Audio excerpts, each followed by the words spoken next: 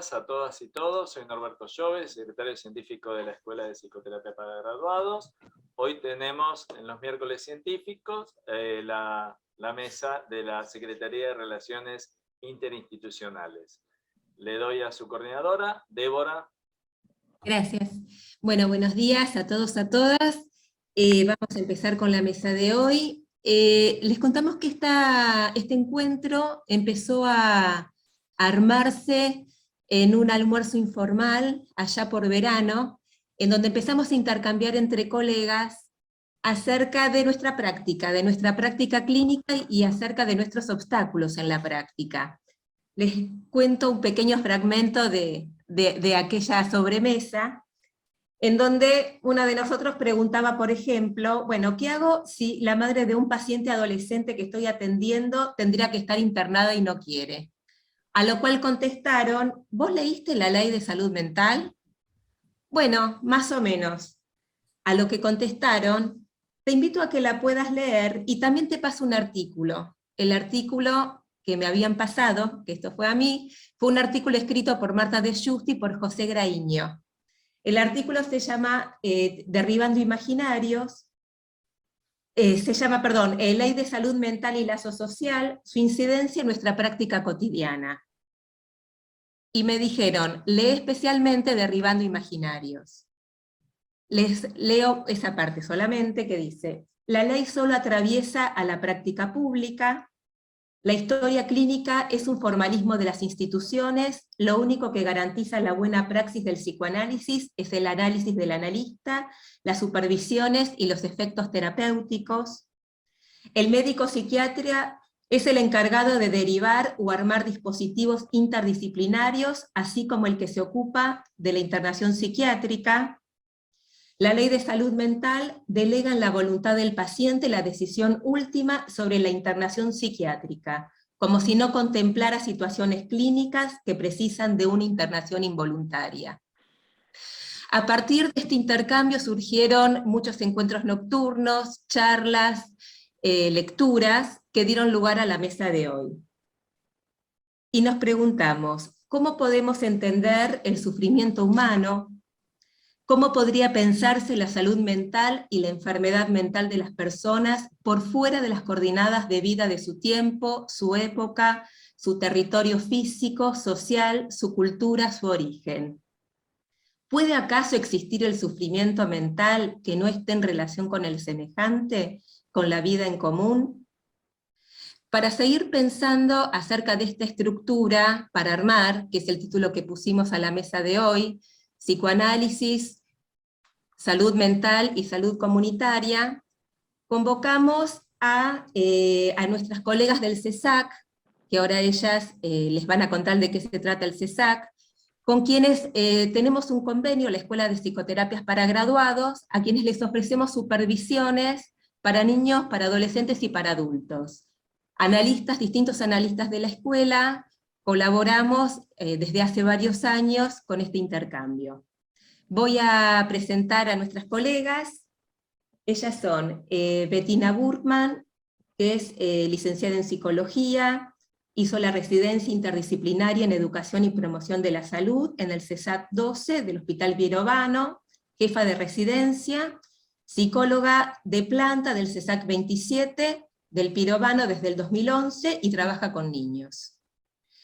Silvia Negro, licenciada en Psicología de la UBA, también hizo la concurrencia en el Hospital Pirovano, psicóloga de planta del CESAC 27, también desde el 2011, y trabaja con adultos. Y la licenciada Vanessa Schwartz, ella es licenciada en Psicopedagogía, residencia en Psicopedagogía en el Hospital Piñeiro, hizo la jefatura de residencia, y la residencia interdisciplinaria en Educación y Promoción de la Salud en el CESAC 12, y actualmente psicopedagoga de planta del CESAC 27, también del Pirovano. Vamos a empezar con ellas, y luego vamos a continuar con la articulación que van a hacer Marta de Giusti y José Andrés Hernadas, delegados del Foro de Salud Mental de la escuela. Pero empezamos primero con las colegas del CESAC. Gracias a todos. Bueno, voy a empezar a contarles un poquito del centro de salud. Durante el año 2011 se dio apertura del Centro de Salud y Atención Comunitaria número 27. Este CESAC funcionaba como unidad sanitaria en otra ubicación geográfica y con un equipo de profesionales reducido. Actualmente se encuentra en la calle Arias, detrás del Shopping Dot, en el límite entre Capital Federal y zona norte de la provincia de Buenos Aires. El CESAC forma parte del área del Hospital Pirovano, tiene responsabilidad sobre población de las comunas 12 y 13, es decir, el barrio de Saavedra, Belgrano y Núñez. Esta área cuenta con los mayores índices de alfabetización y cobertura de salud dentro de la ciudad de Buenos Aires. La población de menores recursos que se atiende en el centro de salud vive en el barrio Mitre, es el que está ubicado frente al centro de salud, y en la provincia de Buenos Aires. El barrio Mitre consta de 4 manzanas. En sus inicios contaba con 324 viviendas. Actualmente, algunas de estas viviendas se han ampliado a varios pisos donde viven actualmente diferentes familias. En ocasiones también se alquilan habitaciones. La mayoría de la población es argentina y las personas migrantes provienen de Perú y Paraguay.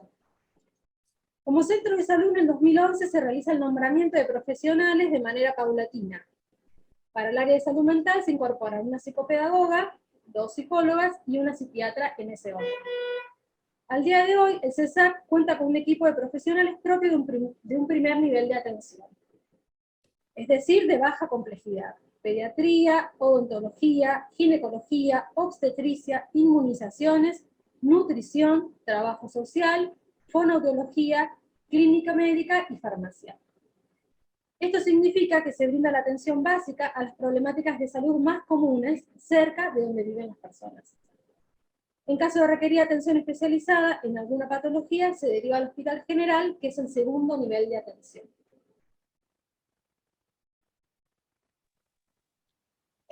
Continúo yo. La atención primaria enfoca en la salud de la población a través de 2 factores principales, que son la promoción de la salud, que promueve los aspectos saludables de la población y también los favorece, y a través de la prevención primaria de las enfermedades. Por ejemplo, cuando se busca prevenir una enfermedad específica, como las infecciones de transmisión sexual. Si pensamos en los aspectos saludables, podríamos pensar en el armado de una red de contención, el armado de las redes comunitarias, el reconocimiento y nombramiento de las emociones, los vínculos saludables. Sobre ese enfoque hay un montón de actividades comunitarias, que generalmente son grupales, donde se busca generar lazos entre los miembros de la comunidad y también con el CESAC para constituirnos como un referente de la población y poder acompañar y empoderar a las personas en el propio cuidado de su salud y de su familia. Algunas de las actividades que realizamos y participamos activamente como equipo de salud mental que vienen con este enfoque son el PRIMOA, que es un programa de modificación de hábitos saludables que se hace junto con nutrición. Hay talleres de dibujo, de técnicas asiáticas y acuarela botánica, que se hace en conjunto con una artista del programa cultural de la ciudad de Buenos Aires. Promoción de la lectura para personas adultas, se realiza en sala de espera y participa una persona del barrio voluntaria, y también en la Residencia de Educación y Promoción de la Salud. Grupo de arteterapia para niñeces, que participan en general mujeres, pero bueno, son alumnas del posgrado de arteterapia de la UNA, que vienen a hacer su práctica con grupos de niños y niñas del CESAC. Grupos de orientación adultos, referentes, madres, padres, abuelas, abuelos, quien esté a cargo de los niñeces, donde se trabajan temas de crianza y de límites. Talleres de salud sexual en escuelas secundarias, esto se hace con trabajo social y con las ginecólogas del CESAC. Antes de la pandemia funcionó también una juegoteca en sala de espera, donde se trabajaba con los niños y niñas que venían a atención generalmente en pediatría o inmunización, y era para niños pequeños. Otra que era para pacientes de 6 a 12 años, y también había un rincón de lectura en sala de espera, que trabajaba también con, bueno, en realidad con la población general que se iba a atender ese día. En este momento esas actividades no se han retomado, estamos pensando en abrir una nueva jugoteca, Y queríamos contar también que nuestro centro de salud, con el enfoque que nosotros trabajamos, le damos mucha importancia y tenemos una gran biblioteca con préstamo de libros para los niños y niñas que se atienden, y también hay muchos juegos, disponibilidad de juegos de mesa y otro tipo de juegos, porque participamos, digamos, en el programa de Juegotecas en Salud de la Ciudad de Buenos Aires. También había actividades en el taller, esto no me acuerdo si lo dijo, bueno, en el taller de salud sexual se hacían en un centro comunitario con adolescentes, eso tampoco se retomó. Ocasionalmente se convoca al equipo de salud mental para acompañar la toma de decisiones en las interrupciones voluntarias del embarazo o las interrupciones legales del embarazo. En ambas situaciones, cada tanto se hacen entrevistas de acompañamiento. Por cómo está organizado el centro de salud y todo el sistema de salud en general, en esto que hablamos de distintos niveles, nosotras tenemos esta orientación y tenemos cierta cantidad de horas que trabajamos con este enfoque, pero también tenemos que hacer mucha atención clínica. Entonces vamos a hablar un poquito de cómo es la atención clínica en el CESAC. En salud mental atendemos niños, niñas de 6 a 12 años, o sea, en situación de estar atravesando la escolaridad primaria, y recibimos derivaciones, tanto del resto del equipo de salud, del CESAC, principalmente de pediatría, de nutrición, de fonoaudiología, como así también de todas las escuelas del área, de las escuelas públicas de los distritos 10 y 15, que son alrededor de 15 escuelas. También hay demanda espontánea de la población que vive en el barrio o alrededores, que puede acercarse y solicitar un turno, y también desde la Defensoría de Niños, Niñas y Adolescentes.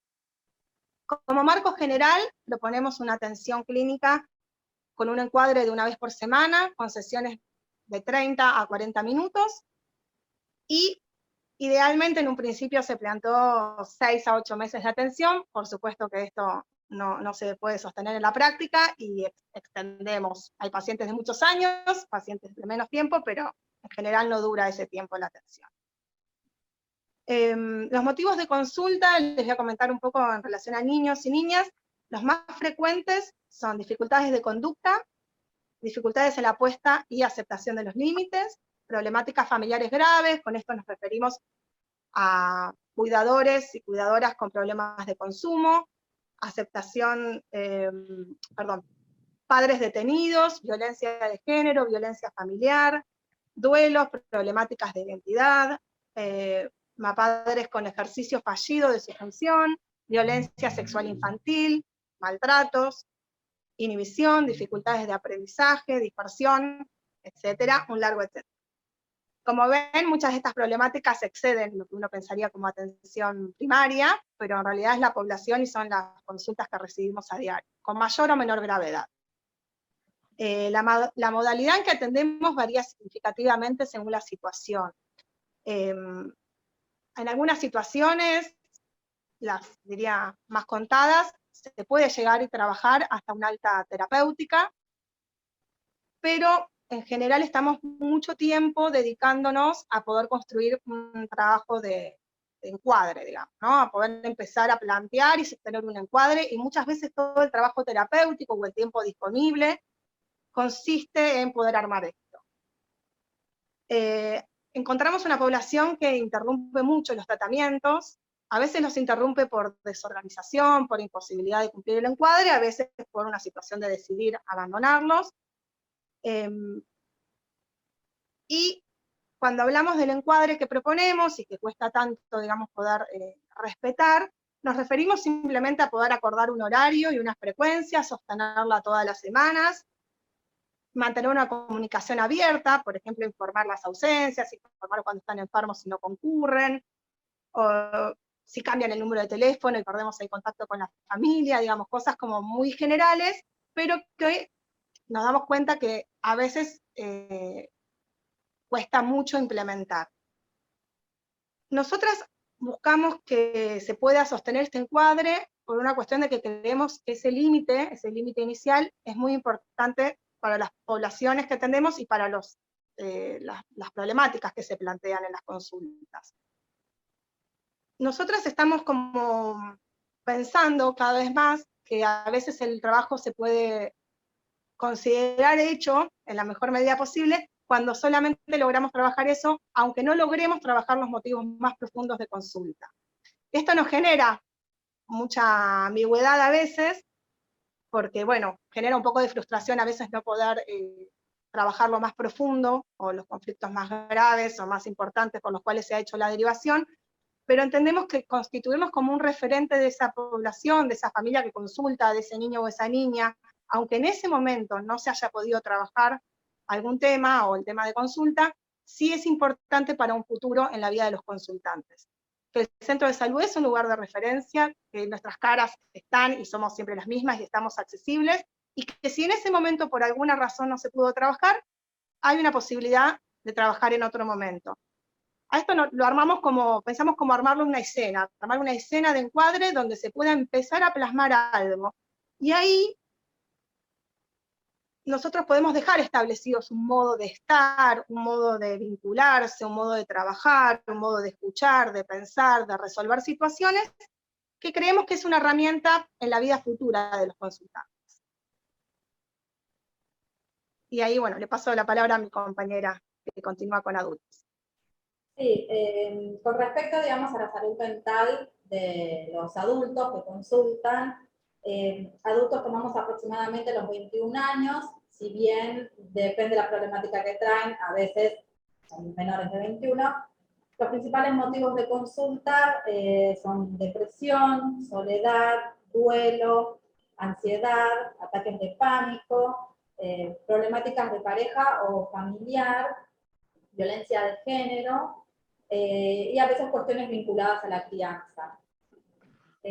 Lo que solemos hacer es tratar de trabajar justamente por todo esto que estaba explicando Bettina, es en base a un objetivo que se delimita en las primeras entrevistas, lo que muchas veces deja necesariamente otras problemáticas, cuales no trabajamos en esta parte, digamos. Lo que fue ocurriendo, justamente también por lo que decía Betty, al ser referente, cuando ya nos van conociendo, que nosotros ya hace 11 años que estamos acá, es que muchos adultos vienen, se realiza un tratamiento en base a un objetivo, y pasado tiempo vuelven a consultar.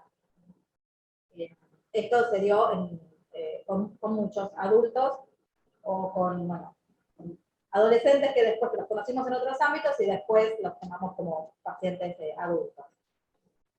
Como parte de la atención clínica, articulamos con varias instituciones y sectores, con la Defensoría de Niños, Niñas y Adolescentes, con diferentes juzgados, las escuelas que habíamos nombrado, los equipos de orientación escolar, organizaciones barriales, y otros más, hogares para adultos mayores, que también hay cerca, algunos clubs y demás.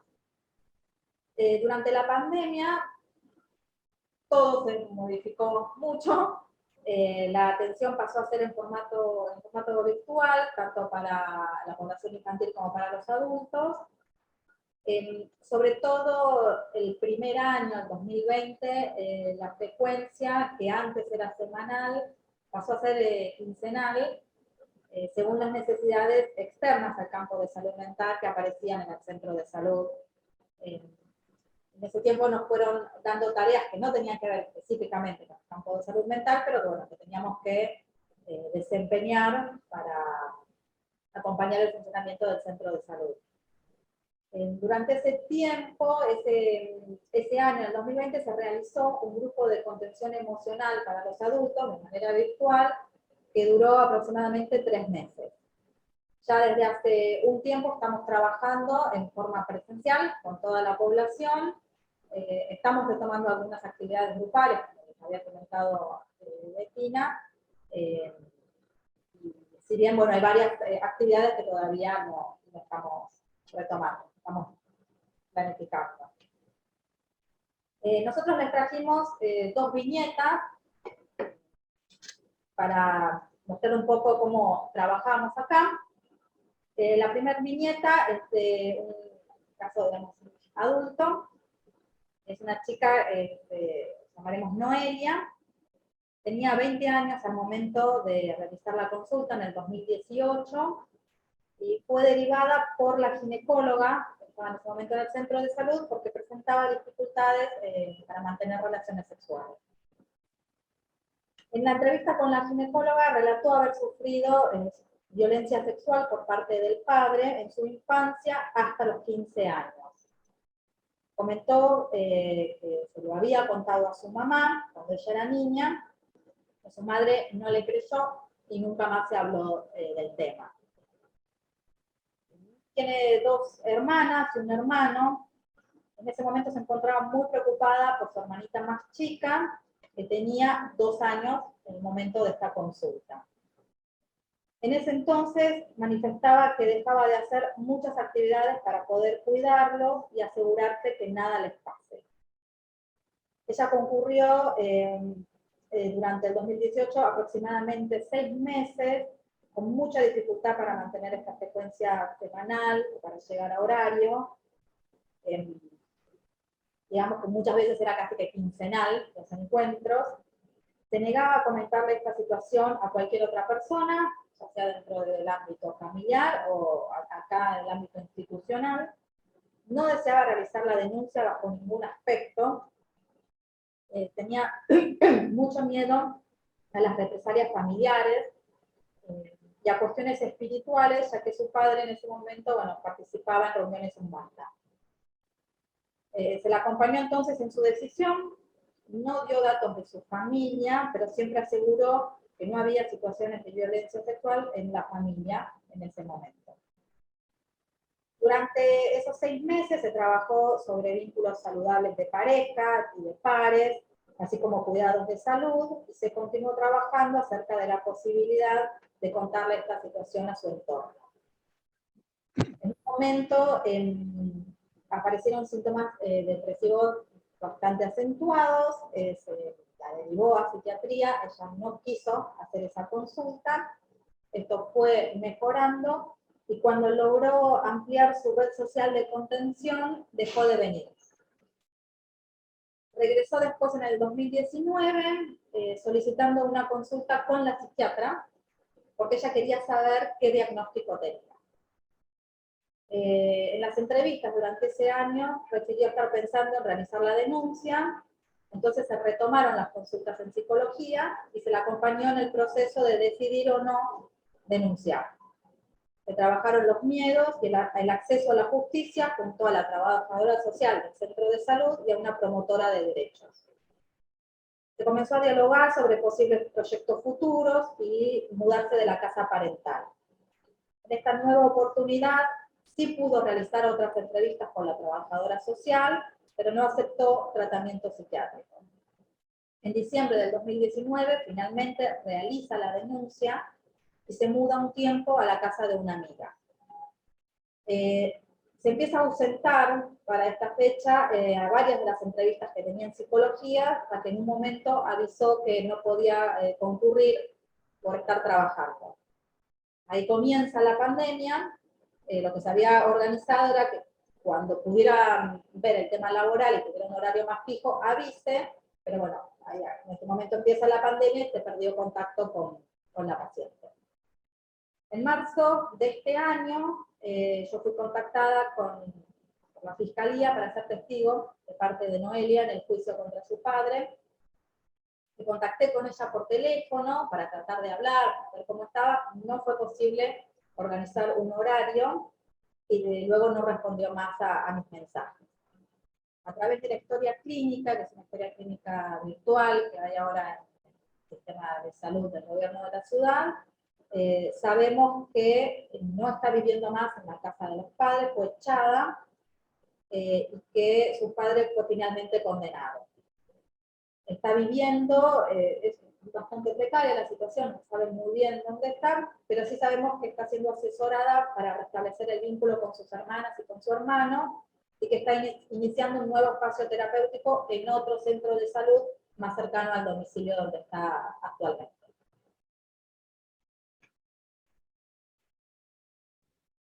Muy bien. Ahora yo les voy a comentar otra viñeta, que es el caso de una niña, ¿sí? Que la vamos a llamar I. Y tiene 8 años al momento de la consulta. En febrero del 2021, en contexto de pandemia, COVID-19 es derivada por la fonoaudióloga del centro de salud o dificultades de aprendizaje. La niña mantiene consultas por videollamada. Por decisión de la madre, ni I ni su hermana asisten presencialmente a la escuela porque su hermano, de 17 años, tiene antecedentes cardiológicos. Según la docente de grado, la participación en la propuesta escolar durante el año 2020 fue muy poca. No retiraba los cuadernillos ni solía realizar la tarea subida al campus. Con la presencialidad plena, la docente propone 2 encuentros virtuales semanales de 1 hora cátedra en las horas que el resto del grupo se encuentra con docentes de otras áreas. De esos encuentros, la niña suele participar solo en uno de ellos. El desfasaje escolar es cada vez más notorio. La niña no registra ni el nombre de su docente ni de compañeros, tampoco si las actividades que hace se las mandó la docente de grado, la particular a la que también asistía o se las proponía a la madre.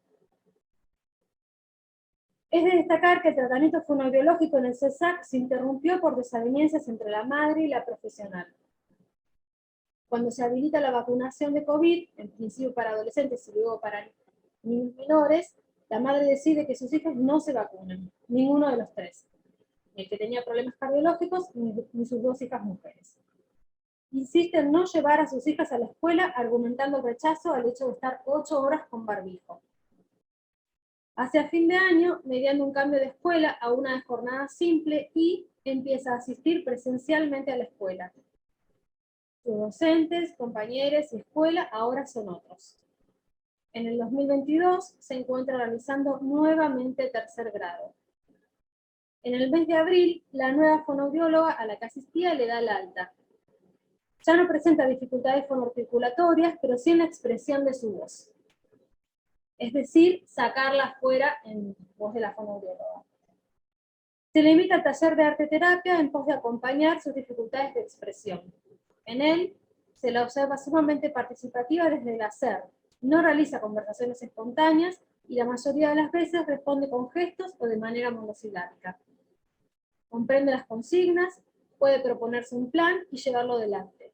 Es cuidadosa y detallista a la hora de producir, no suele pedir ayuda, pero puede tomarla cuando se le ofrece.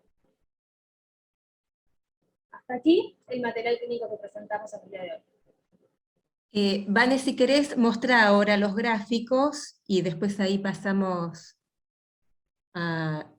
Voy a mostrarles Vale. de diferentes momentos, ¿sí?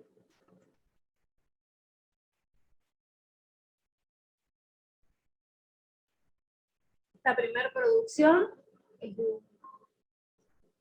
ahora van a ver, es lo que ya llamo un momento divertido en las vacaciones. Es el espacio individual. Voy a dejar de compartir, si ya me dicen que lo vieron. Débora, ¿se ve el material? Sí, ahí lo estamos viendo.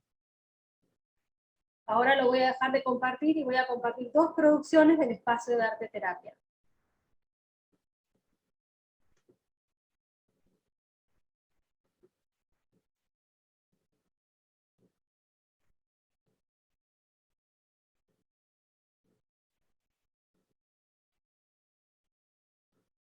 Si querés comentar, Vane, que este fue un primer momento... Esta producción es de una técnica de arteterapia que se usa para que hay que pintar todo de negro y después sacar los colores. O sea, primero se pinta, digamos, se pintaban con crayones, rayaban con crayones de niñas, y después hay que pintar todo de negro y sacar los colores que estaban debajo a partir de una producción. ¿Están viendo? Creo que sí. Sí. Bien. Voy a dejar de compartirla para mostrarle una tercera y última producción. La propuesta era hacer con plastilina, digamos, una producción, y después de lo realizado darle movimiento. Y se hacía a partir de un GIF. ¿Ustedes ya la están viendo? Sí, se ve. Ahora voy a poner el GIF para que se vea cuál es el movimiento que I le dio hasta... Es una cosa muy pequeña, pero espero se sepa apreciar. Vamos para arriba. Ahí está, muy bien. Ahí dejo de compartir. Bueno, bárbaro. Vamos a pasarle ahora la palabra a nuestros delegados del Foro de Salud Mental de la escuela. Primero va a hablar el licenciado José Andrés Cernadas. José es licenciado en Psicología y psicoanalista, especialista en Psicología Clínica con orientación en niños y adolescentes, integrante del área de niñez y adolescencia de la AEAPG, profesor del Seminario Psicoanálisis y Salud Mental optativo de la carrera de maestría de la escuela, y, como comenté antes, delegado desde la escuela del Foro de Instituciones de Profesionales en Salud Mental de la Ciudad de Buenos Aires. Te escuchamos, José, y después vamos a presentar a Marta. Gracias, Débora. Muchos saludos y buenos días a todos. Como representante del foro, rápidamente, bueno, como introducción, les hablaré un poco del foro, que nace con la firma del Acta de Acuerdo por las instituciones integrantes el 15 de diciembre de 2011. Forman parte del foro instituciones sin fines de lucro, académicas, asistenciales, de investigación, cooperativas o gremiales de profesionales, integradas y dirigidas por profesionales de la salud mental. El foro se propone como objetivos principales participar en el trabajo por el cumplimiento de la Ley Básica de Salud, la Ley de Salud Mental de la Ciudad de Buenos Aires, la Ley 448, precursora de la Ley Nacional de Salud Mental 26657, que vamos a trabajar hoy. En lo que hace a la ley y la reglamentación. Bueno, el escrito lo titulamos La Ley Nacional de Salud Mental y su implementación, ¿no? En esta presentación nos proponemos hacer un recorrido por la Ley Nacional de Salud Mental 22657, dictada en el 2010, en cuanto a considerarla un nuevo paradigma en la atención en salud mental, partiendo de la definición de salud que establece, y destacando su fundamento desde los ejes de los derechos humanos, la interdisciplina, la desmanicomialización y la territorialidad de la atención.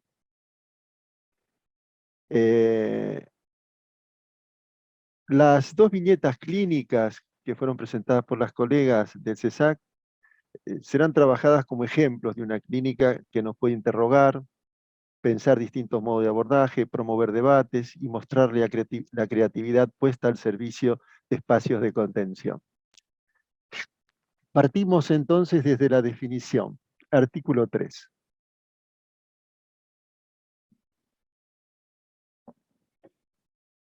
En el marco de la presente ley, se reconoce a la salud mental como un proceso determinado por componentes históricos, socioeconómicos, culturales, biológicos y psicológicos, cuya preservación y mejoramiento implica una dinámica de construcción social vinculada a la concreción de los derechos humanos y sociales de toda persona. De este modo, ante la complejidad del abordaje, de donde se desprende la imposibilidad de que una sola disciplina pueda dar respuesta a la misma, se implementa la interdisciplina como dispositivo a resolver las distintas complejidades de la atención en salud mental.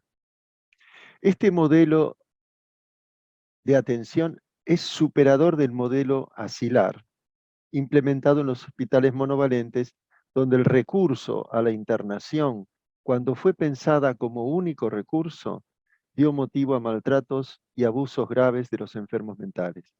En este sentido, el trato y prejuicio estaban fundados en la supuesta peligrosidad del loco. Es así que los derechos humanos ponen el acento en la persona, cualquier sea su origen o posición social. El aislamiento, el encierro, la medicalización cercenan las capacidades y las posibilidades de los internados de restablecer los lazos sociales y la vida en comunidad. ¿No será entonces el cierre de los manicomios lo que permitirá la emergencia de este nuevo modelo de atención en salud mental, sino la superación de los prejuicios sociales y profesionales que estigmatizan al enfermo mental?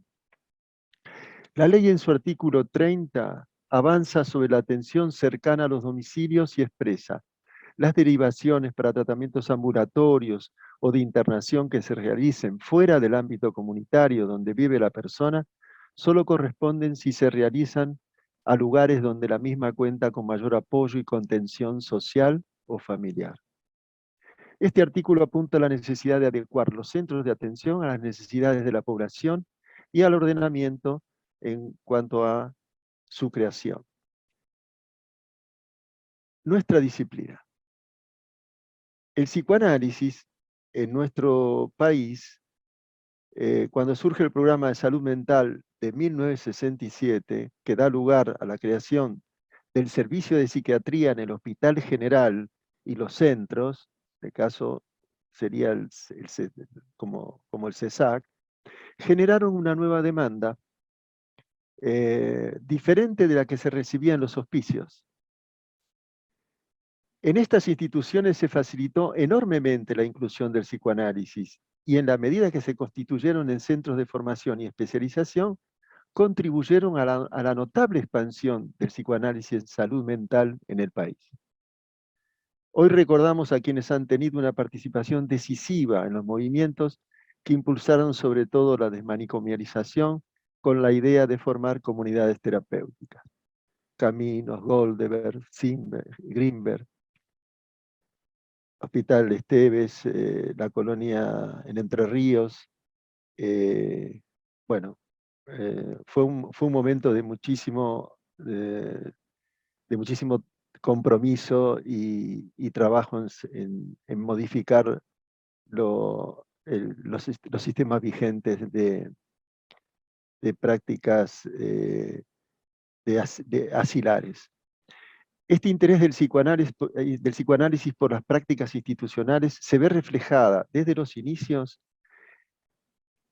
en el discurso de Freud en el segundo Congreso de Psicoanálisis realizado en Nuremberg en 1910, se refería a la necesidad de aplicar todos los sacrificios realizados para descubrir el sentido secreto de las neurosis en sus consecuencias prácticas, es decir, en la sociedad, para determinar finalmente que, sobre todo, todas las energías consumidas hoy en la producción de síntomas neuróticos al servicio de un mundo imaginario aislado de la realidad, son palabras de Freud, reforzarán por lo menos el clamor en demanda de aquellas modificaciones de nuestra civilización en la que vemos la única salvación para nuestros sucesores. En el año 1918, Wilhelm Reich había fundado el primer centro de higiene mental en Viena y atendido por psicoanalistas, que luego se abrieron en Francia y Estados Unidos. Para la misma época, Ferenczi se preocupaba de ajustar el método analítico para ser implementado en los hospitales públicos. Hoy, en nuestra institución, en la presentación de la Secretaría Científica para las actividades de este año, podemos leer el ciclo científico 2022 se propone abordar al psicoanálisis como una disciplina viva, producto del intercambio con múltiples construcciones teórico-clínicas, prácticas diversas y los nuevos contextos sociales y culturales. Las viñetas. Las viñetas presentadas por los colegas del CESAC plantean una clínica instalada en lo comunitario, que contempla al sujeto en su entorno y sus circunstancias. Las consultas se realizan a partir de una transferencia con la institución que sostienen los diferentes profesionales desde sus disciplinas y que el entorno, el barrio, reconoce. Esto refiere a un abordaje interdisciplinario que toma cuerpo en el primer caso de 8 años, en la figura de la fonoaudióloga, la psicopedagoga, el taller de arteterapia, y podemos pensar en una alternativa de intersectorialidad con la escuela y la justicia. En el caso de Noelia, si bien no resultó aceptado por la paciente la derivación a psiquiatría, se sigue el modelo interdisciplinario. Luego se suman por las características del caso la trabajadora social y la promotora de derechos. Los profesionales se muestran respetuosos de las posibilidades reales, de los tiempos y circunstancias que causan dificultades para la realización de las sesiones en el centro. Se hace notable la capacidad de adecuación de las instancias terapéuticas ante la pandemia. La institución CESAC se ubica, por lo tanto, en una zona, un territorio que ha tomado como referencia a la comunidad. Esta transferencia se alimenta de una disponibilidad que ofrece una escucha atenta y respetuosa del sufrimiento de las personas que consultan. No hay imposiciones ni mandatos que determinan conductas, ni saberes que aseguren soluciones. Hay creatividad en la creación de espacios de acercamiento y contención, como nos ha referido hoy Bettina en su presentación. Son lugares de acercamiento y contención como el juego, por ejemplo, del taller de arteterapia. Este escenario se acerca en gran medida al espíritu de la Ley Nacional de Salud Mental. La implementación de la teoría a la práctica. Poner en funcionamiento un nuevo paradigma de atención no solo resulta una gran y difícil tarea, sino que se necesita el tiempo para que se vayan cumpliendo las distintas etapas que se deben implementar. La locura no se puede encerrar para asegurarnos su manejo. Para ello no solo considerar el cierre o la reforma de los manicomios, sino contar con las alternativas de recursos y lugares de externación adecuados, una suerte de espacios transicionales para que la adaptación a la inclusión o reinserción social sea lo más adecuada posible. Esto implica en principio la formación de profesionales para la tarea, la construcción de lugares de convivencia, casas de medio camino, viviendas asistidas, cooperativas de externados, hospitales de día, terapia ocupacional, talleres protegidos, etcétera, etcétera, y las innumerables iniciativas, muchas de ellas vigentes, que han generado los mismos pacientes y familiares junto a profesionales de distintas disciplinas. La inclusión social de las personas externadas es un desafío a la aceptación de las diferencias y la elaboración de una pérdida del ideal de convivencia sin conflictos. Estos no serán solo problemáticas con cierta cotidianeidad, sino que serán necesarias resoluciones que resultarán insólitas, novedosas y sobre todo creativas. Inclusión abierta la denominamos, que plantea posicionamientos lejanos al ideal de perfección y a las exigencias de la no pérdida o a tener que hacer lo imposible. La inserción posible, de acuerdo a las características singulares de cada padecimiento, que contará con la participación y la consulta con cada sujeto sufriente. La implementación no será en lo inmediato. Pensamos en una implementación que será intersectorial e interdisciplinaria. Si bien a partir de la experiencia de otros lugares donde la implementación está más avanzada, por ejemplo Río Negro, puede ser una guía. Las circunstancias y las dificultades de cada comunidad hace que tengamos en cuenta esas complejidades que nos acercan al modo de abordaje del caso por caso. Construir una salud mental comunitaria en interdisciplina, con los recursos necesarios para que sea posible su realización, es una tarea en gran medida del Estado. Sin embargo, queremos destacar que será trabajo ineludible de nuestra ética y del compromiso profesional, saber que llevarla a que sea una realidad efectiva tiene que ver con la capacidad de reclamar y gestionar por todos los medios posibles, como profesionales implicados, los derechos a tener una salud, y en nuestro caso una salud mental plasmada en la Ley Nacional de Salud Mental, que sea un legado para nuestros sucesores, recordando las palabras de Freud, será entonces un trabajo, una tarea mancomunada de todos. Gracias. Marta tratará de articular la letra de la ley con las prácticas en salud mental. La escuchamos. La presento a Marta. mientras prepara su comentario, psicoanalista, docente de la escuela, y actualmente directora de investigación de FLAPSIP, de la Federación Latinoamericana, a la que nosotros también pertenecemos. Bueno, escuchamos, Marta. Sí.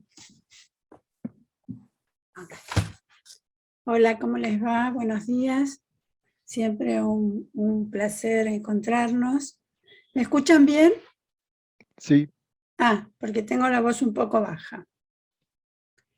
Bueno, como yo quería comentarles, yo voy a hacer un comentario sobre las dos viñetas clínicas presentadas por nuestras compañeras del CESAC, a quien le agradecemos el generoso aporte de sus viñetas. En realidad seleccionaron 2, pero presentaron 6. Así que bueno, si en algún momento quieren intervenir en lo que yo estoy diciendo o después, lo vamos viendo. Bueno, tal como menciona José, el carácter progresista de la Ley Nacional de Salud Mental se debe entonces a la consideración de una variedad de cuestiones que contempla la ley que la convierten en una verdadera caja de herramientas para nosotros. Siendo sumamente limitados los procesos de transformación del sistema de salud mental que la normativa vigente establece, en un contexto de políticas públicas y sociales con una impronta diferente y hasta opuesta a las normativas propuestas, el Foro de Profesionales de Salud Mental acuerda como centrales y prioritarios los postulados y líneas de acción señaladas claramente por ambas leyes. Hoy me voy a detener, a fin de hacer un punteo de las viñetas que trajeron nuestras colegas del CESAC, en aquella línea que plantea como imprescindible en lo que concierne a los modelos de intervención, garantizar un modelo de intervención basado en la interdisciplina y en la intersectorialidad y el reconocimiento del conjunto de los trabajadores de salud mental. Para ellos, es imprescindible contar con los recursos humanos necesarios de todas las áreas involucradas, trabajadores de la salud mental, así como de las áreas educativas, sociales y culturales, a fin, y esto es una cosa muy novedosa, que interactúen en los diagnósticos y en los procesos de tratamiento, rehabilitación y reinserción. Ahora, la pregunta que nos hacemos y que es tal vez difícil de contestar es, ¿cómo se articula lo general de un postulado o de una indicación de la ley con las prácticas en salud mental? O sea que vamos a tratar de articular los postulados de la ley con las prácticas en salud. Yo voy a empezar con las viñetas al revés, porque fui prolijamente siguiendo la 1 y la 6, pero bueno. ¿Te parece, Betina? Bueno, entonces veamos las viñetas. Voy a intentar trabajar no solo con el contenido de la viñeta, sino también con la forma de su escritura. En la viñeta 1, una niña I, de 8 años al momento de la consulta, es derivada en el 2021 por la fonoaudióloga del CESAC por dificultades de aprendizaje. O sea que ya vemos que establece un motivo de consulta a la fonoaudióloga y un diagnóstico situacional. Antecedentes de esta situación. Antes de la pandemia, la niña mantiene consultas por videollamada, ya que por decisión de la madre, ni su hermana asisten presencialmente a la escuela porque su hermano de 17 años tiene antecedentes cardiológicos. Ya en pandemia, según la docente de grado, la participación de I en la propuesta escolar durante el 2020 fue muy poca. No se retiraban los cuadernillos y realizaba parcialmente las tareas propuestas en el campus. Con la presencialidad plena y a los fines de ayudar a la niña, le ofertaron 2 horas extras. De las 2 horas extras ofertadas por la escuela, la niña hace 1. En este panorama, pareciera ser que el común denominador de la experiencia escolar de I es que del intercambio con la escuela, ella puede tomar la mitad. El resultado es previsible. El desfasaje escolar se acentúa y es cada vez más notorio. Puntualmente no registra nombres, ni de pares ni de docentes. Tampoco sabe si las actividades que hace se las manda la docente de grado, la particular o se las propone su propia madre. Es decir, y no puede diferenciar quién la manda y hacer qué. Hacia fin de año aparecen grandes cambios en sus condiciones de existencia. Cambia de escuela y cambia la modalidad de estar en ellas. Se trata ahora de media jornada presencial. Voy a decir algo que dice textual la viñeta. La viñeta dice, sus docentes, compañeros y escuela a partir de este cambio son otros. Esto nos permite colegir que en la vida de I aparecen los otros. Con el semejante se aprende a discernir, dice Freud. A discernir, a registrar, a nombrar. Es interesante apreciar el efecto subjetivo que produjo esta indicación. Clínica, indicación fáctica. Bueno, creo que hay de muchos sectores viene una indicación que uno puede dar clínicamente. Al aflojar la carga escolar y al mismo tiempo la presencia en la escuela pone a la niña en contacto con otros y en contextos no familiares. Parafraseando nuevamente a Freud, este movimiento le permite situar las cosas de su mundo en un orden nuevo, grato para ella. En abril hay otra novedad. La fonoaudióloga le da el alta, especificando que ya no presenta dificultades fonoarticulatorias, pero sí en la expresión de su voz. Su dificultad es, comillas, sacarla afuera. Apalabrar esta dificultad nos pone en contacto con la singularidad del sufrimiento psíquico de esta niña. Me pregunto, ¿estamos ante la incipiente construcción de síntoma? Lo pienso en sentido amplio, es decir, lo que se intenta decir por medio del síntoma como una verdad rechazada o denegada por lo instituido. Solo me parece que con esta nueva situación diagnóstica, el equipo tratante hace un nuevo movimiento. Bueno, a mí no me parece, lo dicen en la viñeta.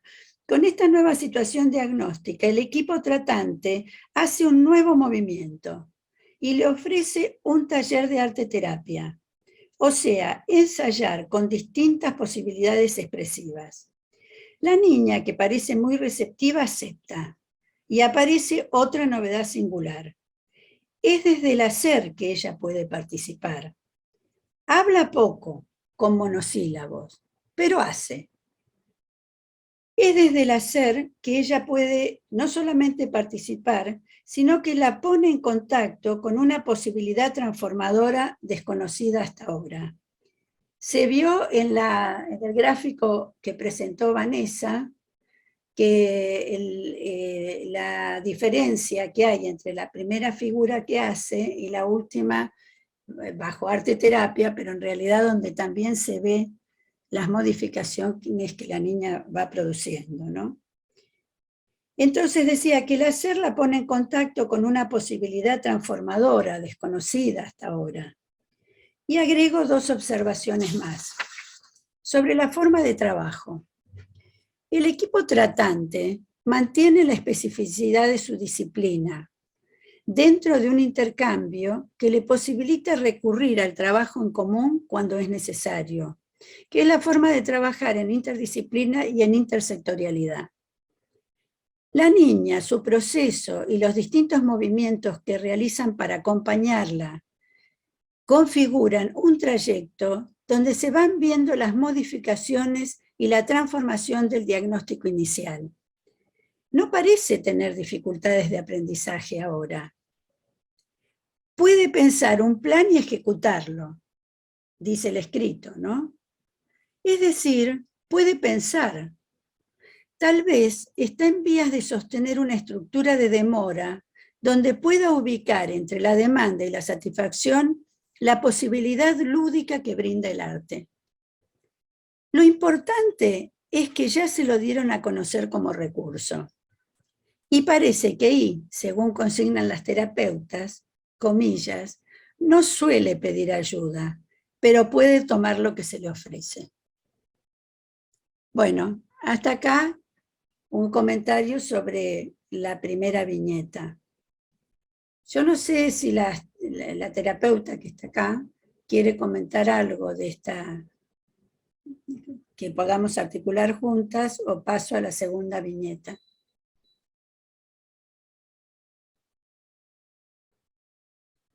Anne, ¿querés hacer algún comentario como para tal vez agregar alguna cuestión? Sí, digamos, claramente, bueno, es un recorte de una viñeta y una complejidad familiar, No. digamos, contextual, pero bueno, sí, claramente hay algo de esta expresión que por ahí no es con la voz, pero sí que es con el arte, ¿no? Cómo se empieza a escucharla de alguna manera ahí, al menos desde sus producciones. Sí nos queda mucho camino por recorrer, ¿no? Nos queda el vínculo con sus compañeros, digamos, del grupo de arteterapia y también de la escuela, pero hay cuestiones que se fueron logrando, digamos, en este tiempo de trabajo, que por ahí esas producciones nos muestran, ¿no? Sobre todo por ahí lo que tiene que ver, hay un agregado que nosotras visualizamos que tiene que ver con el color también, ¿no? Con el color de sus producciones, la riqueza de ese primer gráfico en donde un momento divertido eran unas figuras en palotes, con distancia, con poca conexión, con poca vitalidad, a unas producciones que lo que muestran es mucha vitalidad, muestran algo de movimiento, ¿no? Que se está produciendo.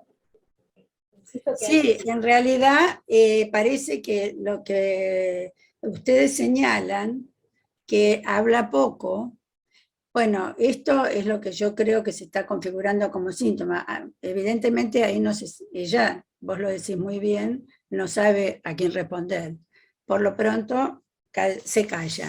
Pero que el hacer le facilita una transformación es impresionante. Yo no había visto los gráficos, pero me llamó mucho la atención cómo ahí puede encontrar, también por el movimiento que hacen ustedes de ofrecerle arteterapia. En esto yo veo la articulación entre lo que pide la ley, pero además lo que ustedes trabajan tan bien, que es la intersectorialidad, ¿no? O sea, cómo ella puede encontrar no tiene una cosa expresiva muy importante a partir de la palabra, que yo creo que uno puede ya empezar a pensar si la tiene inhibida o es sintomática, pero sí encuentra una forma de transformar la realidad a partir del hacer. Eso me parece maravilloso.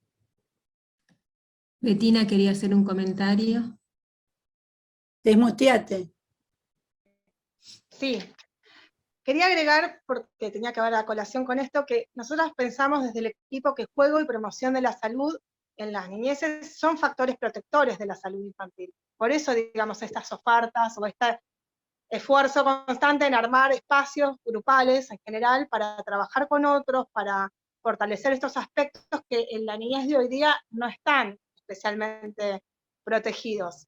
Quería como mencionar eso que me parece bien a colación, y algo también en relación a lo que abrió Débora la mesa hoy, que muchas veces cuando ubicamos muchas dificultades familiares y la indicación correcta, y la hacemos, pero no llega, es que el adulto a cargo, los adultos a cargo de esa crianza, deberían hacer el tratamiento o hacer una consulta paralela, o solamente esa es la indicación, pero cuando no lo aceptan, muchas veces sostenemos los espacios de trabajo con las infancias para que al menos haya un espacio donde problematizar eso y donde se pueda seguir pensando y actuando en consecuencia. no es que no ubicamos a veces que la orientación o la sugerencia o la indicación misma sería otra, sino que muchas veces esto no se logra, y también está bueno en estos espacios que circulen situaciones donde por ahí el niño no armó un síntoma, no es algo propio, porque el contexto es muy complejo, y es algo que realmente en esa familia y con este contexto social, económico y familiar, a veces es medio difícil ver hasta dónde es la indicación para el niño o no. Pero en estos espacios podemos dar ese espacio justamente de niñez, simplemente un espacio lúdico, de contención, de acompañamiento, que es un factor protector. Así que bueno, desde ahí... Bueno, una cosa que yo había dicho que de la forma en que ustedes lo escriben, la escritura del texto, lo que a mí me encantó y me pareció sumamente novedoso, que todo el tiempo la mirada está puesta en esta niña ahí. O sea, no se desvían por lo que hace la madre, las indicaciones de la madre, que es creo lo que vos estás diciendo. A lo mejor porque no tienen oportunidad, pero eso hace que todo el tiempo estén acompañando los movimientos de la niña. Eso me pareció, se desprende de cómo escriben también. No lo puedo decir porque ahora ya tengo que pasar a otro porque tengo también un tiempo fijado, pero la verdad es que me pareció sumamente interesante el trabajo que ustedes traen. Bueno, la segunda viñeta. La segunda viñeta se trata de Noelia, de 20 años. Al momento de la consulta, de 20 años al momento de la consulta en 2018. Para no extenderme, quiero puntuar en esta viñeta solo un aspecto, porque es de una complejidad enorme, y ya la complejidad de la problemática planteada en articulación con el trabajo interdisciplinario y sus efectos es compleja. En un lapso yo creo que podríamos deslindar todo este proceso en un lapso de tiempo que lo podríamos pensar en dos periodos de trabajo. 2018 uno y 2019 otro, con una interrupción en el medio por parte de Noelia. Respecto de la problemática, es derivada por la ginecóloga del CESAC. Presenta temor y angustia en las relaciones sexuales con penetración. En las primeras frases del relato que realiza Noelia de sus experiencias de vida, aparecen ya dos complejas situaciones traumáticas de un efecto devastador sobre el psiquismo infantil y puberal adolescente. La violencia sexual del padre, ejercida durante largo tiempo, tiempos que por otra parte son de estructuración psíquica, y la desmentida materna, seguida de un silencio infinito a la hora que su hija le cuenta la perversión paterna. En el artículo La infancia abolida, Luis Migueles nombra de esta manera el efecto devastador que produce en un niño el abuso sexual por parte de un adulto significativo de quien se espera protección y cuidados. El mismo autor señala la importancia que toma para estas personas que se le sume al hecho traumático en sí el silencio y la incomprensión de su círculo más íntimo. Renegar e impugnar los hechos por parte de quien hubiera podido hacer algo frente a esta situación, la madre frente a la crueldad y exceso del padre, es parte fundamental de la acción traumática del mismo. Podemos imaginar el desvalimiento y la inequidad que apresa a esta niña si consideramos la terrible desproporción de poder que existe en todos estos episodios y que hace oír sus ecos cuando Noelia se niega a contar lo que le pasó a alguien más y en la primera parte de su trabajo en el CESAC bajo ningún aspecto desea hacer una denuncia. Sin embargo, ponerla en conocimiento que tiene este derecho moviliza los sentimientos de miedo intenso a las represalias familiares y a su vez habla de algún poder superior que atribuye al padre bajo la figura de su conexión con los rituales umbandas. Yo creo que ella, por eso digo que es un eco, en algo nos está hablando de lo que significa la desproporción de fuerza entre un niño y un adulto. Y a su vez, atribuye al padre entonces un poder superior bajo la figura de su conexión con rituales umbandas. El CESAC, frente a esto, hace su trabajo. Se la acompaña en su decisión. Esto es sacado de la viñeta, o sea, comillas, se la acompaña en su decisión. No quiso dar datos de su familia, pero asegura que no hay situaciones de violencia sexual en la familia en este momento. Uno podría preguntarse, ¿no? Si esto es así, ¿por qué está tan preocupada por sus hermanitas menores? Yo voy a poner el acento en el proceso de elaboración de Noelia que la conduce a hacer la denuncia penal y que para mí tiene 2 periodos. O sea, el proceso de elaboración que la lleva a hacer la denuncia penal, ¿no? Pero creo que tiene 2 periodos. Lo trabajado en el 2018 y luego de la interrupción, la vuelta en el 2019, con la decisión, mientras primero no se la podía pensar bajo ningún aspecto, viene con la decisión de hacer la denuncia que se concreta en diciembre de 2019, previo trabajo sobre esta decisión con los profesionales correspondientes de miedos y acceso a la justicia. Yo creo que en el primer tiempo están las claves de lo que pasa en el segundo tiempo. En el primer tiempo dice, comillas, que se niega a contar a alguien más y que no va a hacer denuncia alguna. Entiendo que estas expresiones son paradojales y encierran una desmentida. Noelia, en ese momento ya, está haciendo en acto lo que dice que no va a hacer, porque ya está hablando con alguien más, el equipo tratante del CESAC, y está realizando una denuncia de lo que ocurrió en su casa con ella, con lo que denuncia la escena perversa de ambos padres, y sobre lo que pesa un mandato de callar que ella empieza a desobedecer, parte de los fuertes sentimientos de miedo que tiene y que están alimentados por esta desobediencia, donde comienza a desconocer la autoridad de los padres. Mejor dicho, la autoridad de los padres como tales, porque el grado de apoderamiento del cuerpo de la niña lo saca de su función parental, para mi gusto, ¿no? Entonces, empieza a desconocer la autoridad de los padres como tales y que le permite, ahí sí, en un segundo momento, hacer la presentación frente a la justicia. Bueno, hasta aquí les agradezco mucho la generosidad de las viñetas clínicas. Gracias también a los que me están escuchando. Gracias a las colegas del CESAC, a José, a Marta, la verdad que fue muy, muy enriquecedor, tanto la presentación como todo el tiempo de trabajo de todos estos meses que fuimos teniendo. Hay felicitaciones de distintos colegas, de Lucía de la Serna, de Fabián Actis, de Nora Rabinovich. Voy a leer aquellos comentarios que tienen algunas preguntas. Sara Borovechik felicito a la Secretaría Interinstitucional por traer a través de estas ponencias un tema tan importante. Agradezco a las colegas del CESAC que compartan su clínica, si bien algunos conocemos su trabajo riguroso y responsable a raíz de las sostenidas supervisiones que venimos compartiendo, me gustaría que compartan un poco más el arduo trabajo de seguir y acompañar a las familias que no pueden respetar los encuadres propuestos. Esos, entre comillas, movimientos terapéuticos que nombrabas vos, Marta. Y leo el comentario de Iliana Jiménez, que también hay una pregunta.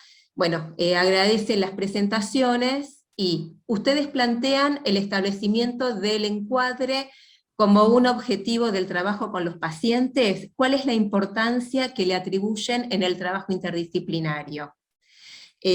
Hay felicitaciones de Inés Burgi, de María Casariego, y yo agrego a estos comentarios que en común se está preguntando sobre esos movimientos que tienen que ver con lo interdisciplinario y con el encuadre, y algo que habíamos trabajado mucho en las reuniones y que también ustedes lo comentaron, que era esto del armado de la escena del encuadre, y ¿se acuerdan que habíamos trabajado también esto del armado de la escena, el armado de la escena y de la escena del encuadre? bueno, me parecía como para comentar, si quieren comenzar las colegas del CESAC y después abrimos a José Marta. A ver. Seguramente mis compañeras después pueden agregar algo más, pero me parece que tiene que ver con que muchas veces las familias realmente vienen con mucha complejidad. Acá hicimos un recorte muy sencillo, pero hay casos, la mayoría de las situaciones son muy complejas, y nuestra sensación, al menos trabajando con niños, es que si uno no tiene mucha paciencia y mucha flexibilidad en el encuadre que estamos proponiendo sostener y armar, pero que a la vez tiene que ser muy flexible, el niño o la niña se pierden enseguida. Y con el conocimiento que tenemos de ese sufrimiento, la responsabilidad pasa por decir, bueno, los encuadres son y queremos armarlos, y sí, se vuelve a veces un objetivo, no porque, digo, en otros espacios o en otras formas de trabajo tal vez es como lo básico y está dado. Sí, sin ese encuadre no se puede trabajar, ese encuadre se arma fácilmente y se trabaja. Y después puede haber distintos grados de trabajo o de logros terapéuticos. Muchas veces nos quedamos en la primera etapa de armar el encuadre. Entonces, con el tiempo de trabajo en conjunto y con las supervisiones, fuimos pudiendo pensar que tal vez ese es el objetivo de trabajo. Para un niño que no tiene un armado, no tiene una referencia, no tiene días y horarios, no tiene un lugar donde lo están esperando y donde se le marca la ausencia cuando no llegó, y donde se perdió algo si no vino, y hay unos otros, y hay un otro clima, y hay una otra forma de tratarlo, tal vez ese trabajo que uno al principio pensábamos como, bueno, no es nada, no es poquito, no alcanza, no trabajamos el motivo de consulta, la familia está muy complicada, y bueno, me parece que desde ahí lo vamos pensando cada vez más como que tal vez en este contexto, en este centro, con esta población, es en sí una intervención, es estructurante, es amorosa en ese punto también, y la interdisciplina ahí entraría, a veces es más, no necesariamente es interdisciplina, pero es un pedido también a todos los otros profesionales que atienden a ese niño que pueden ayudar a sostener este espacio, que sigan derivando, que sigan acompañando a las madres con las dificultades.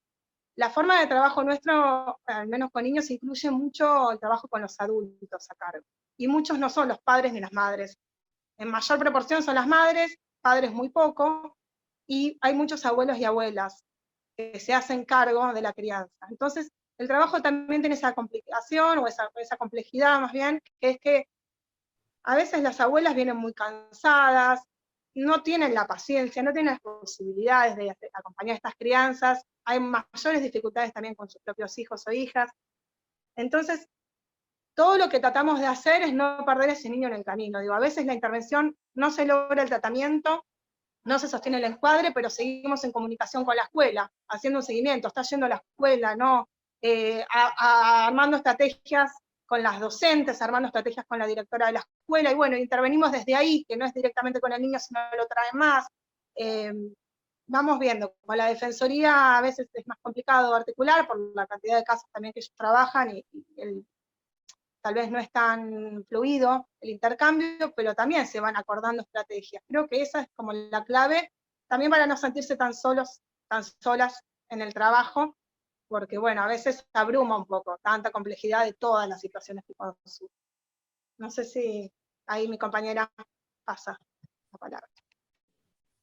Y yo quería agregar algo más, un poco puntualizando por ahí lo que decía José, que mencionaba, me quedaba con la palabra encierros, y cómo uno, digamos, en la pandemia podría pensar en diferentes tipos de encierros, que por ahí esta viñeta mostraba, digamos, un encierro justamente muy endogámico, y esta salida, digamos, que después, de alguna manera, con el espacio de tratamiento, y con la terapia, y con una nueva escuela, con nuevos compañeros, que también Marta, digamos, también mencionaba como este vínculo con el otro.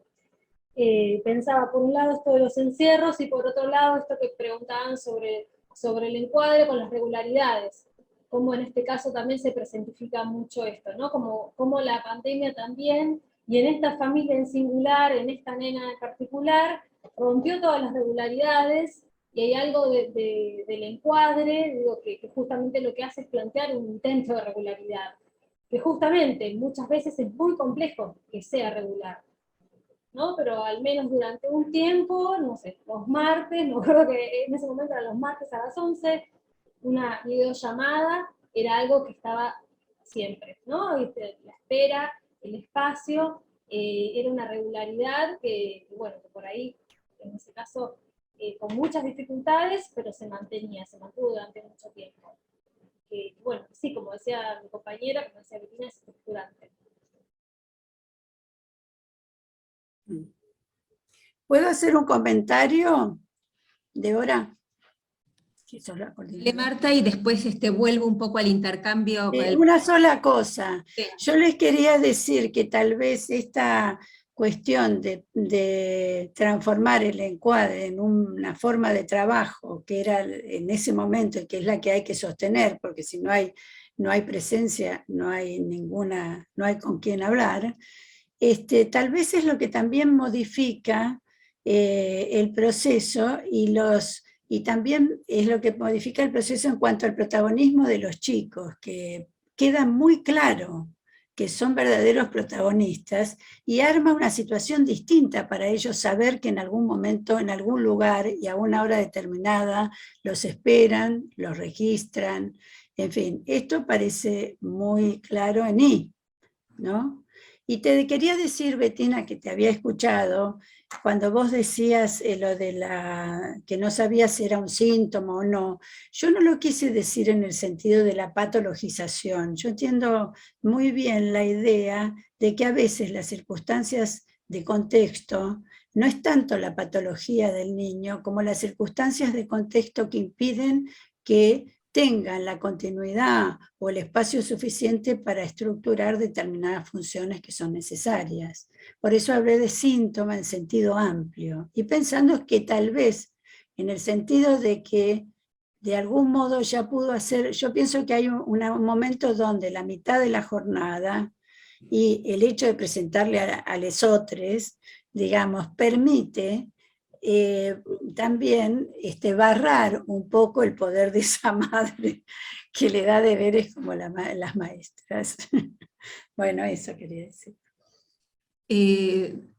Algo cortito que quería agregar, con esto del encuadre y el comentario, Vanessa, que vos haces de la regularidad, ¿no? Creo que es un modo de ir construyendo categorías, digamos, que esa es la intervención en sí misma. Si es marcar la ausencia es porque uno está trabajando presencia-ausencia, y también categorías de tiempo y espacio, ¿no? Que esas intervenciones básicas como para ir construyendo. Hago algunos... leo algunos comentarios. Vicky Cohen, muchas gracias por la transmisión de las colegas del CESAC 27, que dan cuenta de la complejidad de las situaciones clínicas que requieren de equipo interdisciplinario e intersectorial y comunitario. Gracias a José y Marta, que han podido articular con los lineamientos de las leyes de salud mental. Y nos felicita a la escuela. María Casariego consulta, especialmente a las colegas del CESAC, cómo es la contratransferencia, que un poco algo empezaste a atisbar, Bettina, ¿no? Cómo reciben esta clínica compleja.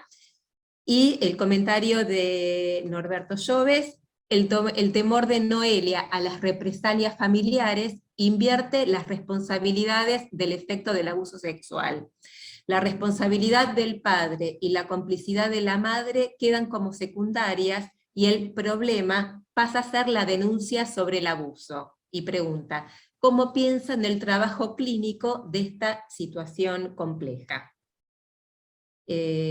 Bueno, y después hay felicitaciones de Graciela Jaimsky, quien también las acompañó supervisando en épocas de pandemia, y Elena Mancini. Bueno, abro a los panelistas.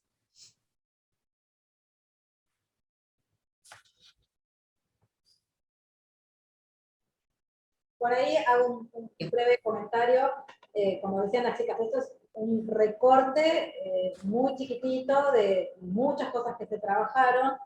La verdad que en el caso de Noelia, si bien acá está como muy presente el tema de lo que fue la denuncia, no estaba tan presente en lo que fue el tratamiento, siempre se centró en ella, en lo que ella iba trayendo.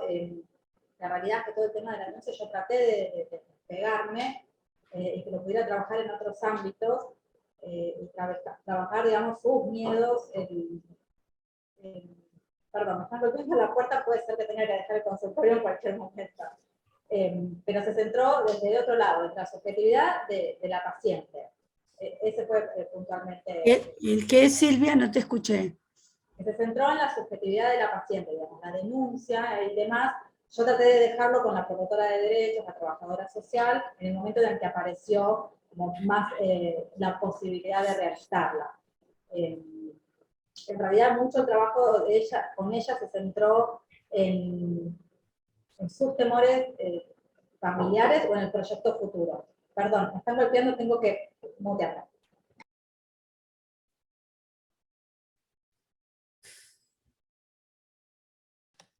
Si alguna Sí. de las colegas del CESAC quería hacer el comentario, que también están al tanto del caso.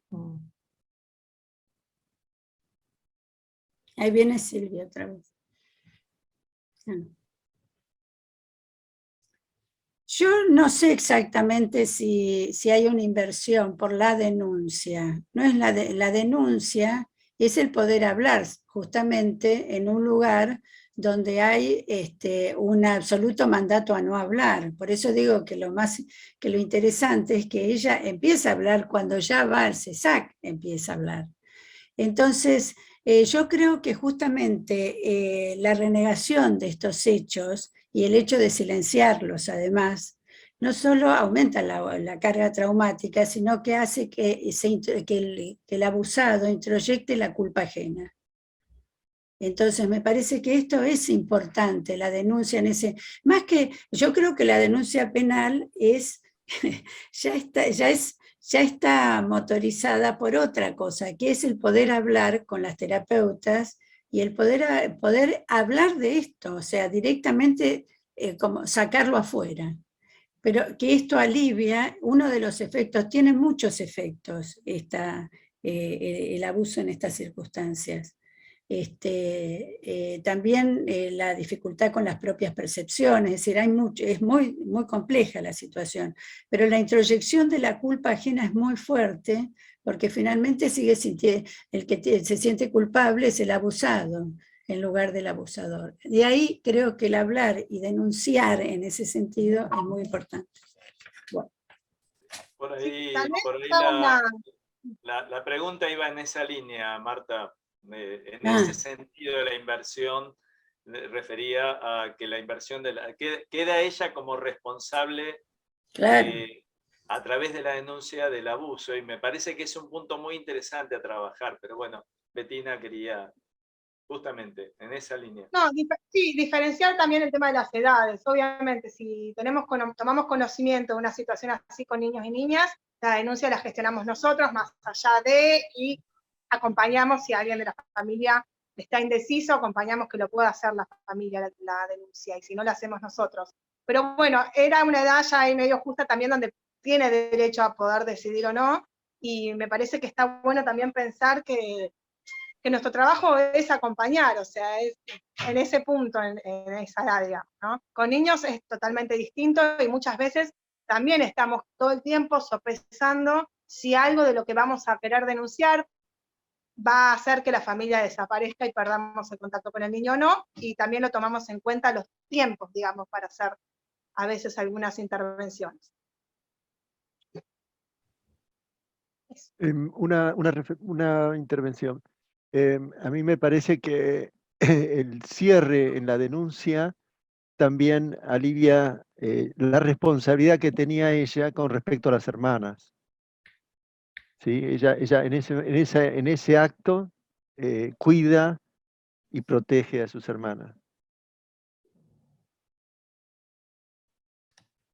Claro, por eso ahí remarcamos, en ese momento no había ninguna denuncia de ella desde la palabra de que hubiera alguna situación con los hermanos. Eso fue lo que nos cercioramos antes de poder decir, ok, si hubiera habido una situación que dejaba sospechar que eso estaba pasando, ahí digo, la intervención hubiera sido distinta. Hubiéramos dicho, bueno, esto lo denunciamos nosotros, y más allá de...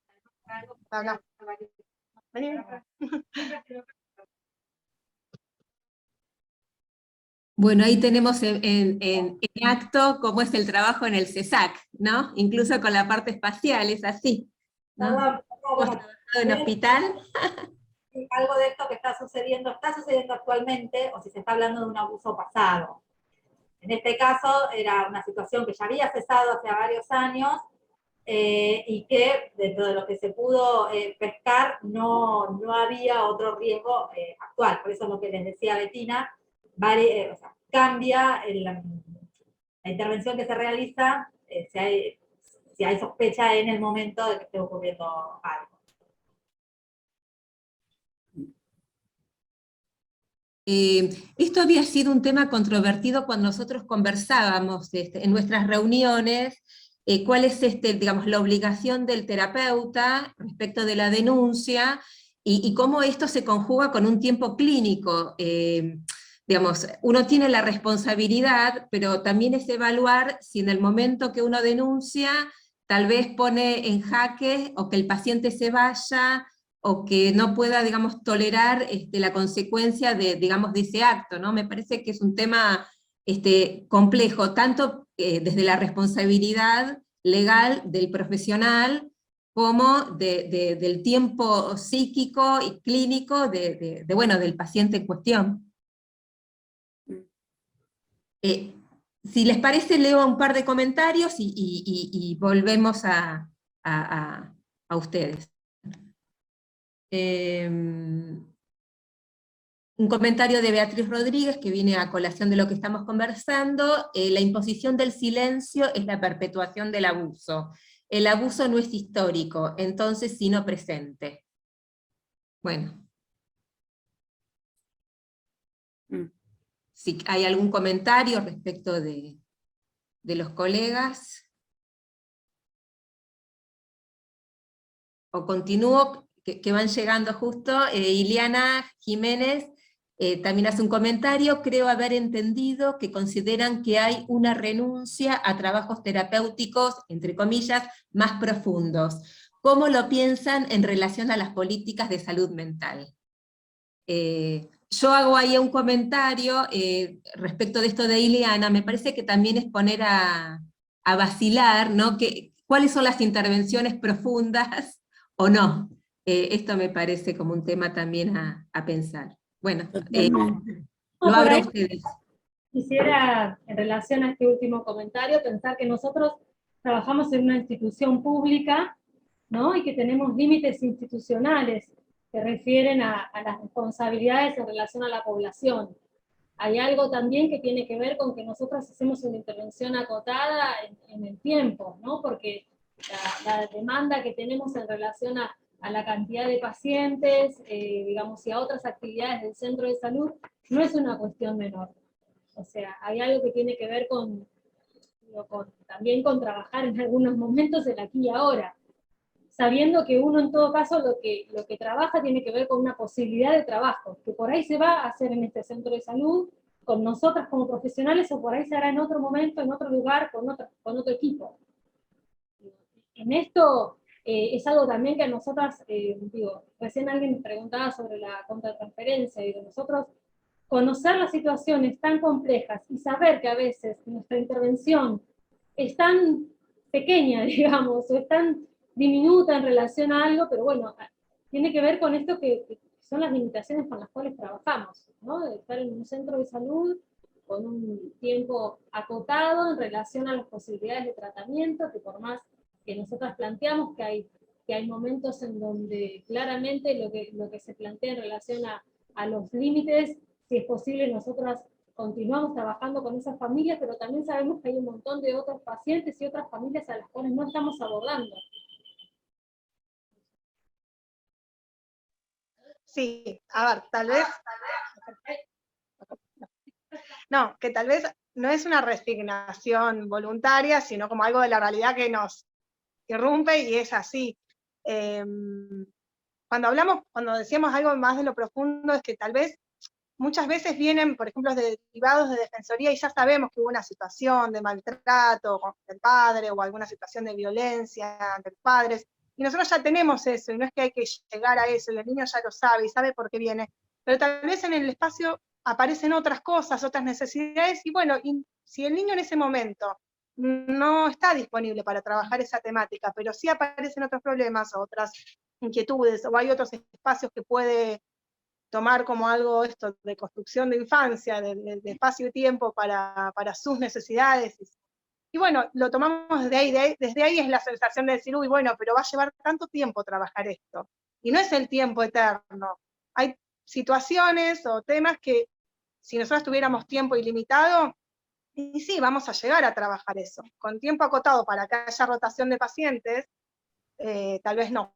Desde ahí lo decíamos. Y también otra cuestión que no aclaramos, pero que es como una regla del equipo, es que al haber solo una psicóloga de adultos, una de niños y una psicopedagoga, privilegiamos un miembro de la familia únicamente para que reciba atención. A veces viene la mamá y consulta por los 3 hermanos o la abuela, y bueno, no, tomamos un miembro. Ahí hacemos una evaluación y decimos, bueno, la persona que necesita en este momento es esta, o la que podemos ofrecer es esto, y eso nos permite pensar que vamos a estar llegando a más familias también. Si no, es como muy acotado, digamos. El equipo de salud en relación a la demanda es muy pequeño. Siempre hay lista de espera, siempre hay más demandas, siempre se podrían trabajar más cosas, digamos. Estamos tratando muchas veces como de ir poniendo prioridades y acotando en tiempos cosas que llevarían muchísimos años de trabajo, de cuestiones profundas, pero solamente por el tiempo subjetivo en que esto puede aparecer. A veces no aparece en el tiempo disponible, no aparece en esas circunstancias, no aparece cuando es ordenado por un juez, pero aparece después un par de años en otro contexto, y bueno, eso es parte de la limitación nuestra también en este trabajo institucional. Sí, leo estos pequeños comentarios de quienes nos están escuchando, porque va a ampliar un poco lo que estamos conversando. Norberto dice, bueno, el tema es ¿a qué se define como profundo? En los dos casos se trabajaron cuestiones nodales de cada paciente. Sandra Orovechik agrega, estas intervenciones que llaman pequeñas son quizá las únicas intervenciones posibles de acompañar a esa familia, es hacer prevención. Nora Rabinovich agrega, son profundas las consecuencias de las intervenciones como fueron expuestas en los casos que trajeron.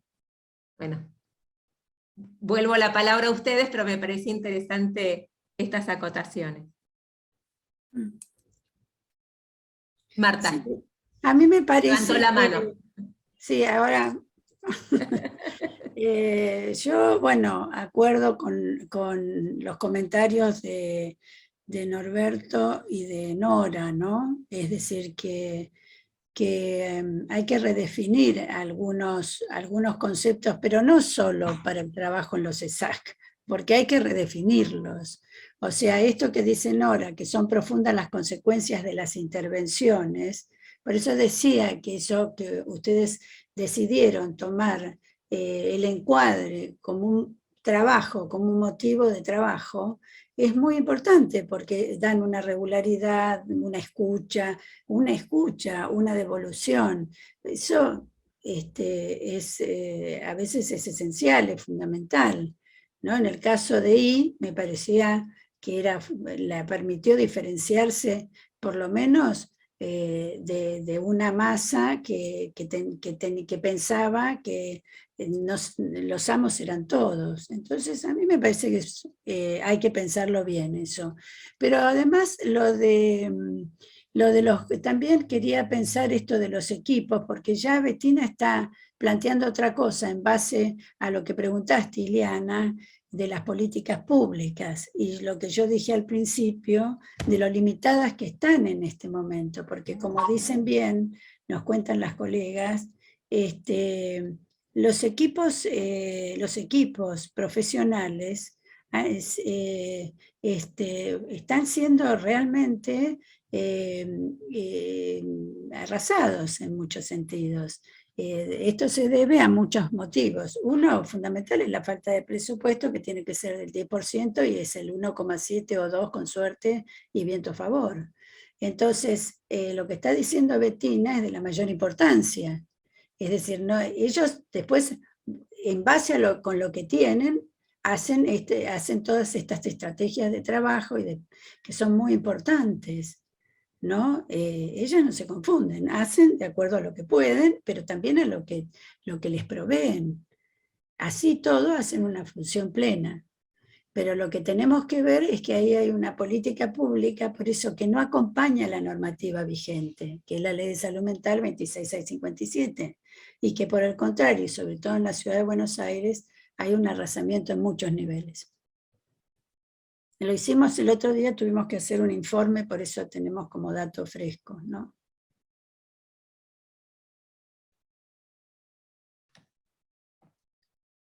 Algo que yo quería destacar es la transferencia que genera hasta el CESAC mismo en la comunidad, ¿no?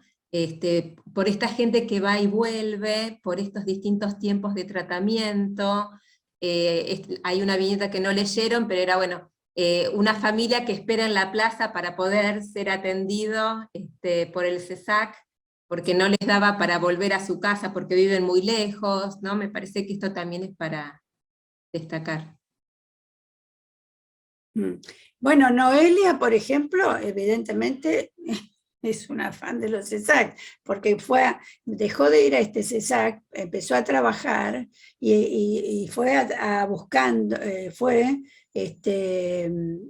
buscar atención en otros CESAC. Quiere decir que ya institucionalmente hay una transferencia, pero las instituciones son también el trabajo de sus profesionales, de todo su equipo, no solo equipo de profesionales. Entonces me parece que cumplen una labor excelente, porque me pareció muy interesante lo de Noelia, que en realidad no hace nuevos vínculos y sigue con el vínculo que a ella le ayudó más, se ve en este momento.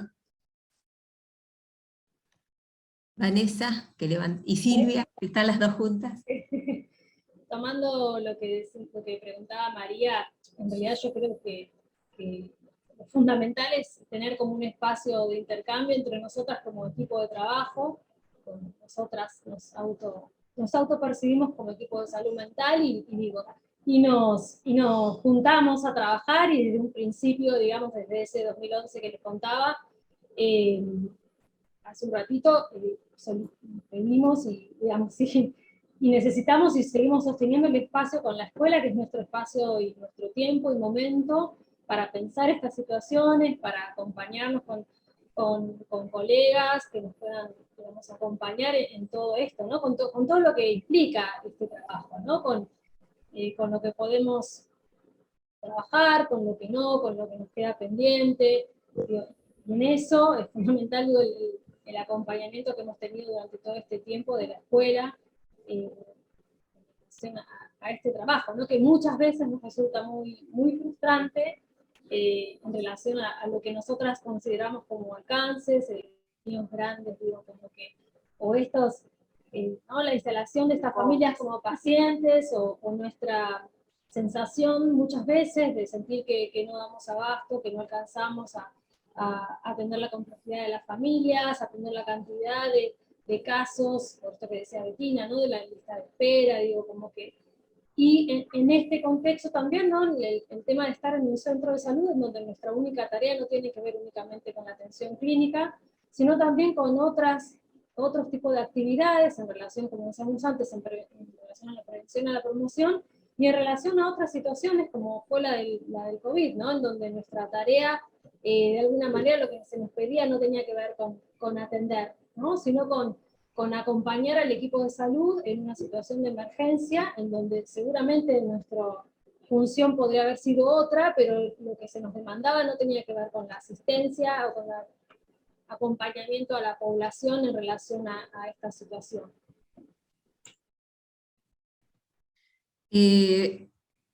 Hago un comentario respecto de esto, que fui también partícipe en algunas supervisiones en tiempos de pandemia. Me parece que el estar, ¿no? Y el ser un referente y marcar una coordenada como espacio asistencial, eso en sí mismo, sobre todo en tiempos de muchísima incertidumbre, creo que cumplieron una actividad, digamos, que eso en sí mismo fue una intervención, ¿no? Esto es lo que creo, que fue una actividad asistencial. Leo los últimos comentarios. Bueno, hubo un comentario de María confirmando un poco lo que estábamos hablando, ¿no? Justamente tomando lo que mencionaba Marta y la importantísima actividad del CESAC, es que pensaba cómo se sostiene el equipo, ¿no? Me parece que esta autopercepción de ustedes y este autosostén, diría yo, ¿no? Un comentario de Marcelo Podestá, se me ocurre que en nuestro medio, cuando hablamos de profundo, nos referimos tradicionalmente a develar lo inconsciente. En estos casos, pareciera que hay una extensión de esa intención hacia lo no consciente, hacia lo no explícito, incluso hacia lo no público. Entonces, como para poder pensar, y un comentario de Norberto, y ahí me parece que después ya vamos a ustedes, digo, definir lo profundo para que no esté medido por ideales del analista, con lo cual se puede perder de vista los efectos profundos del trabajo clínico en las condiciones que enmarcan la institución con el marco sociocultural y político que se está ubicando en estos casos. Bueno, y hago un comentario acá de Mónica Fabeluques, hay una tensión entre el pensamiento clínico y el enfoque comunitario.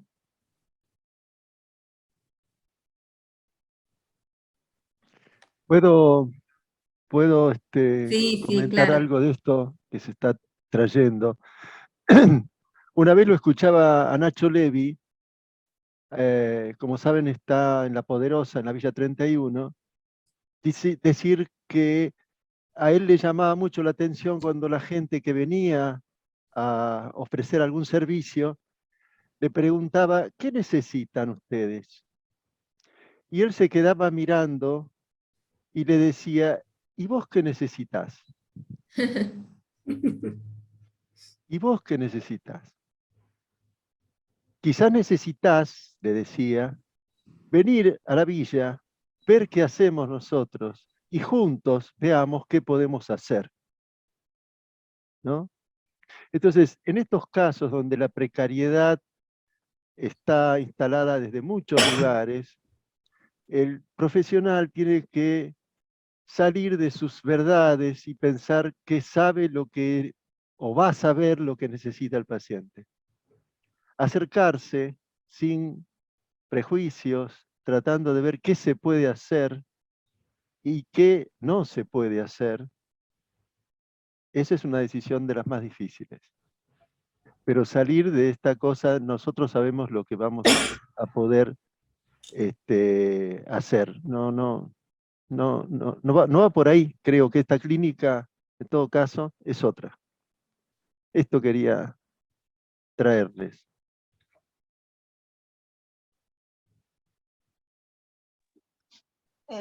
Sí, tal vez tomando esto que decías, en realidad nuestro enfoque siempre está tratando de ver qué es lo que la población necesita. Digo, pre-pandemia hacíamos actividades también en el barrio, es un barrio que si bien no lo tenemos súper caminado, hemos conocido, estuvimos en el centro comunitario, digamos, el enfoque de este equipo de salud mental particularmente, que puede ser diferente en otros centros, tiene una intención clara del trabajo comunitario. Y tal vez lo ubicaría desde ahí, si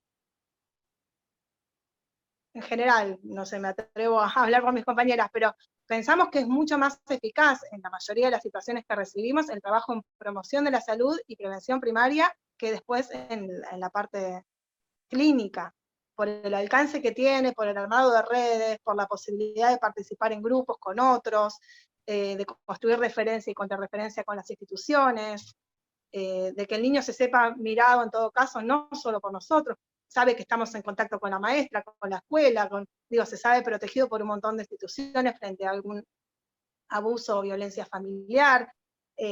La realidad es que muchas veces estamos tironeados porque no se puede dejar de hacer clínica, pero si pensamos en muchas situaciones, podríamos tener mayor alcance de nuestro trabajo en las otras propuestas que estamos proponiendo.